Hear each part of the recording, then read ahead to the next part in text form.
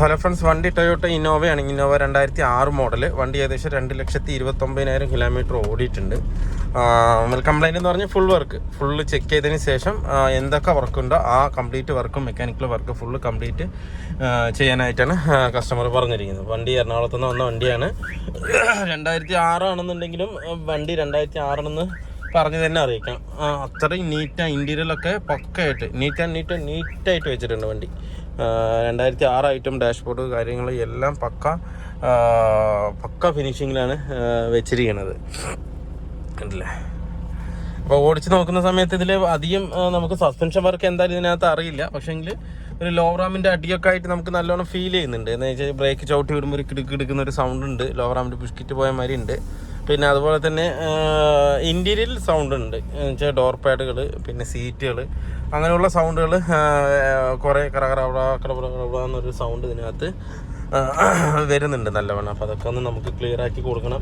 ഒച്ചപ്പാടും ബഹളമൊന്നും ഇല്ലാതെ പക്കയാക്കിയിട്ട് കൊടുക്കണം. വണ്ടി അത്രയും നീറ്റായിരിക്കുമ്പോൾ ഈ ചെറിയ സൗണ്ട് വരുമ്പോൾ അത്ര ഇറിറ്റേഷനായിട്ട് നമുക്ക് തോന്നും. അത് പക്കയാക്കി കൊടുക്കാം. വേറെ സസ്പെൻഷൻ്റെ ഭാഗത്ത് എന്തെങ്കിലും കംപ്ലയിൻ്റ് ഉണ്ടെങ്കിൽ ഇന്നോവയ്ക്ക് അധികം നമുക്ക് ഡ്രൈവ് ചെയ്യുമ്പോൾ കറക്റ്റായിട്ട് അറിയില്ല. പിന്നെ ഈ ലെഫ്റ്റ് സൈഡ് സീറ്റ് അത്യാവശ്യം നല്ല സൗണ്ട് ഉണ്ട്. ഗിലിഗിലിന്ന് സൗണ്ട് വരുന്നുണ്ട്. അത് റെയിലിൻ്റെ സൗണ്ടാണ്. റെയിലൊന്ന് ടൈറ്റ് ചെയ്ത് കൊടുത്തു കഴിഞ്ഞാൽ കറക്റ്റ് ആവുന്നതേ ഉള്ളൂ. ബാക്കി എല്ലാം പക്കയാണ്. വണ്ടി കാണാനാണെങ്കിൽ Type 4 കൺവേർട്ട് ചെയ്തിട്ടുണ്ട്. വണ്ടി പക്ക Type 4 കൺവേർട്ട് ചെയ്തപ്പോൾ Type 4 വണ്ടി തന്നെ അതുപോലെ തന്നെയാണ് ഇരിക്കുന്നത്. എന്താ വെച്ച് കഴിഞ്ഞാൽ ആ ഒരു പഴക്കം നമുക്ക് ഇതിനകത്ത് 2006 മോഡൽ പഴക്കം ഇതിനകത്ത് നമുക്ക് ഫീൽ ചെയ്യുന്നില്ല. പക്കയായിട്ട് തന്നെ വണ്ടി ഇരിക്കുന്നുണ്ട്. എന്തായാലും നമുക്ക് ഇനിയിപ്പോൾ വർക്ക്ഷോപ്പിൽ കൊണ്ടുപോയിട്ട് ഒന്ന് ഫുള്ളായിട്ട് ചെക്ക് ചെയ്തതിന് ശേഷം എന്തൊക്കെ കംപ്ലൈൻറ്റ് ഉണ്ടെന്ന് നോക്കിയിട്ട് അത് ഫുള്ള് നമുക്ക് ചെയ്യാം.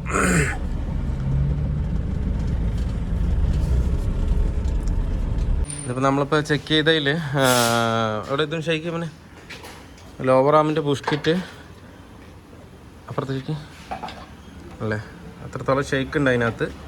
ബുഷ്കിറ്റ് എന്തായാലും മാറ്റണം. അതുപോലെ ഷോക്കിൻ്റെ ബുഷ് കംപ്ലീറ്റ് ആയിട്ട് പോയിരിക്കുകയാണ്.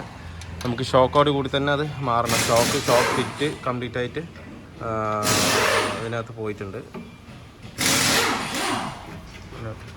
അല്ലേ മൊത്തം ഇരുന്ന് ലോവർ ആമിൻ്റെ മെറ്റൽ പാർട്ടിലേക്ക് വന്ന് നിൽക്കുകയാണ് ആ സാധനം. പക്ഷേ ബുഷ് പോയിട്ട് രണ്ടും ആ സെയിം അവസ്ഥ തന്നെയാണ്.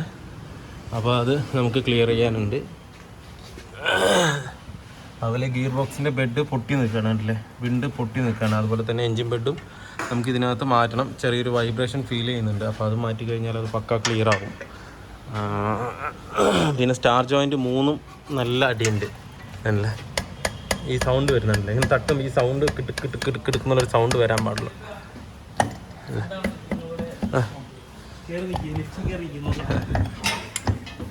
എന്താ അല്ലേ,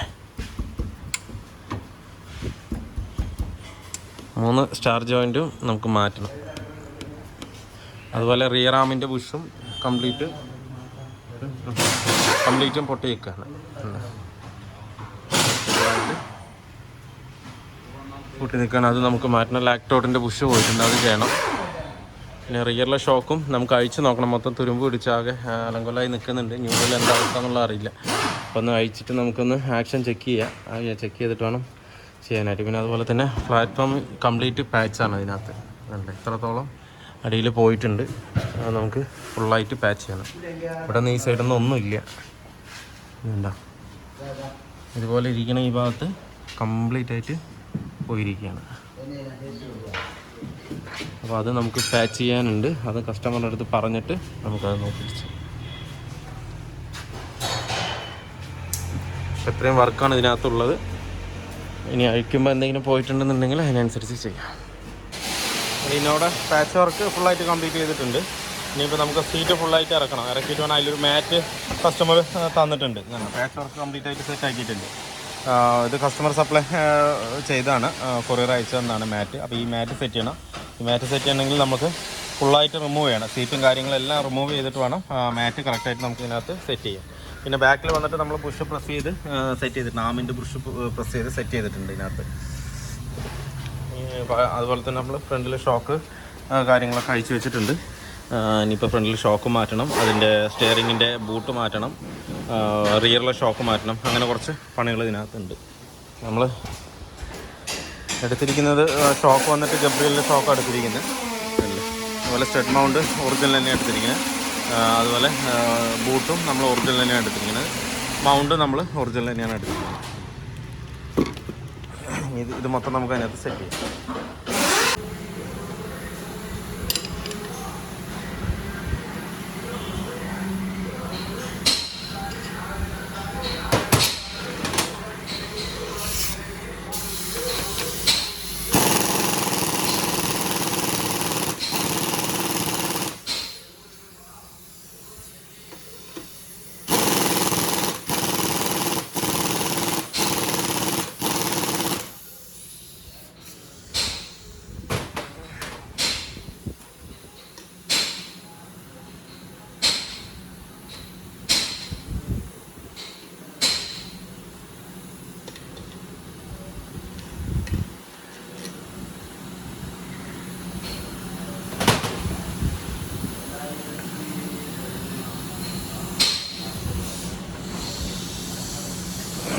അവിടെ നമ്മുടെ പാച്ച് വർക്ക് കംപ്ലീറ്റ് ചെയ്തിട്ടുണ്ട്.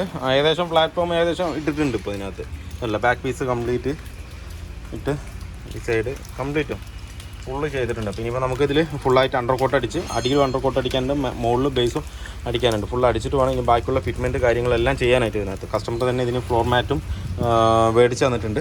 അതും കൂടെ നമുക്ക് സെറ്റ് ചെയ്യണം. അതുപോലെ തന്നെ റൂഫ് ടോപ്പ് സെക്കൻഡ് ഹാൻഡാണ് നമ്മൾ യൂസ് ചെയ്യുന്നത്. ഇതൊക്കെ കംപ്ലീറ്റ് താഴത്തേക്ക് പോയി. അപ്പോൾ അതും മാറ്റി നമ്മൾ യൂസ്ഡ് കൺസോളും ഇതിനകത്ത് നമുക്ക് കയറണം. അതുപോലെ ബോഡിയിൽ അവിടെ ആയിട്ട് ചെറിയ ചെറിയ പാച്ചുകളുണ്ട്. അല്ല,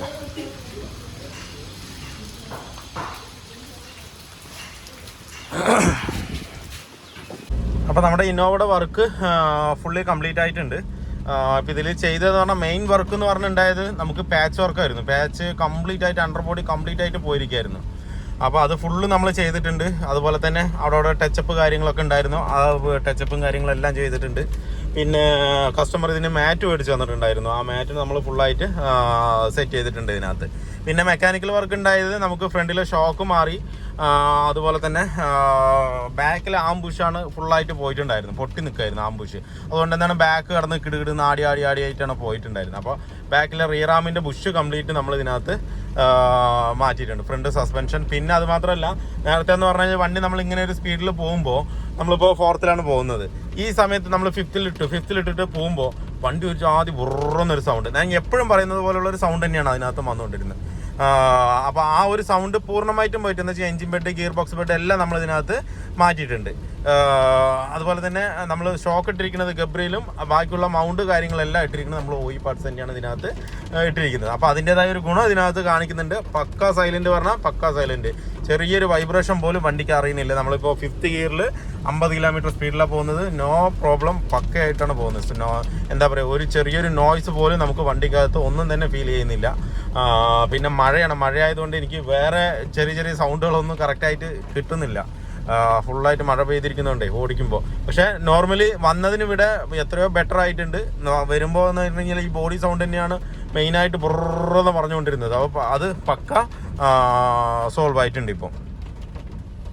അതേപോലെ തന്നെ റിയറിലെ ബ്രേക്ക് ഷൂ ഫുള്ളായിട്ട് തീർന്നിട്ടുണ്ടായിരുന്നു. അപ്പോൾ നമ്മൾ ബ്രേക്ക് ഷൂവും ഇതിനകത്ത് മാറ്റി സെറ്റാക്കണം. അപ്പോൾ അതുകൊണ്ട് ചെറിയൊരു നമ്മൾ ബ്രേക്ക് ചെയ്യുമ്പോൾ ഒരു പതപതപ്പ് പോലെ ഒരു ഫീൽ ചെയ്യും. നമുക്ക് പുതിയ പാഡ് ഇട്ടാലും ശരി, ഷൂ ഇട്ടാലും ശരി, ആ ഒരു ഫീലിങ്സ് ഇതിനകത്ത് വരും. ആ ചെറിയൊരു ഫീലിങ്സ് മാത്രമുണ്ട്. ബാക്കിയെല്ലാം പക്കയായിട്ട് തന്നെ വർക്ക് ചെയ്യുന്നുണ്ട്, കുഴപ്പമൊന്നുമില്ല.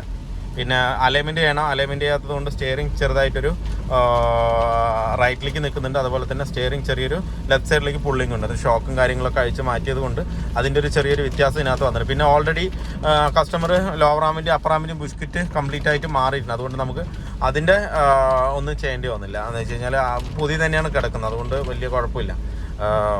നമ്മൾ ആ ഭാഗമൊന്നും ഫ്രണ്ട് സസ്പെൻഷനിൽ ഷോക്ക് അല്ലാതെ വേറൊരു കാര്യം ഇതിനകത്ത് ചെയ്തില്ല. വണ്ടി എന്തായാലും നമ്മളിപ്പോൾ ഇങ്ങനെ സൈലൻ്റായിട്ട് പോകുമ്പോൾ നല്ല സ്മൂത്താക്കാം വണ്ടി ഓടിക്കാനായിട്ട്. 40-50 5th ഗിയറിൽ നമുക്ക് ഇപ്പോൾ 4th 5th ഇട്ടാലും ഈ 40-50 തന്നെ നമുക്ക് പോകാൻ പറ്റും. ഒരു സൗണ്ടോ ഒച്ചപ്പാടോ ബഹളോ ഒന്നും ഇല്ലാത്തതുകൊണ്ട് നമുക്കത് കറക്റ്റ് പോകാൻ പറ്റും. പിന്നെ കസ്റ്റമർ റിക്വസ്റ്റ് ഈ പവർ വിൻഡോ സ്വിച്ചിൻ്റെ അവിടെയൊക്കെ ബ്ലാക്ക് ആക്കാൻ, ഗ്ലോസി ബ്ലാക്ക് ആക്കാൻ പറഞ്ഞിട്ടുണ്ട്. അതെല്ലാം നമ്മൾ ക്ലിയർ ചെയ്ത് കൊടുത്തിട്ടുണ്ട്. പിന്നെ ഇതിൻ്റെ ടോപ്പ് മാത്രം ചെറിയൊരു കംപ്ലയിൻ്റ് ഉണ്ട്. ആ ടോപ്പ് കിട്ടാത്തതുകൊണ്ട് നമ്മളങ്ങനെ വിട്ടിട്ടുണ്ട്. പിന്നെ വേറെ ബാക്കി പറഞ്ഞ വർക്കുകളെല്ലാം നമ്മൾ ഇതിനകത്ത് കസ്റ്റമർ എന്ന് പറഞ്ഞു കഴിഞ്ഞാൽ ഫുള്ള് ചെക്ക് ചെയ്ത് ചെയ്യാനാണ് പറഞ്ഞത്. അപ്പോൾ അതിനനുസരിച്ച് നമ്മൾ ഫുള്ള് ചെക്ക് ചെയ്തിട്ട് വേണ്ട കാര്യങ്ങളെല്ലാം ഇതിനകത്ത് ക്ലിയർ ആക്കിയിട്ടുണ്ട്. അപ്പോൾ വീഡിയോ എല്ലാവർക്കും ഇഷ്ടമായിരുന്നു ലൈക്ക് ചെയ്യുക, ഷെയർ ചെയ്യുക, അതുപോലെ തന്നെ സബ്സ്ക്രൈബ് ചെയ്യാതെയാണ് വീഡിയോ കാണുന്നെങ്കിലും സബ്സ്ക്രൈബ് ചെയ്ത് സപ്പോർട്ട് ചെയ്യുക. അപ്പോൾ മറ്റൊരു വീഡിയോയിലേക്ക് കാണുന്നവരെ എല്ലാവർക്കും ബൈ.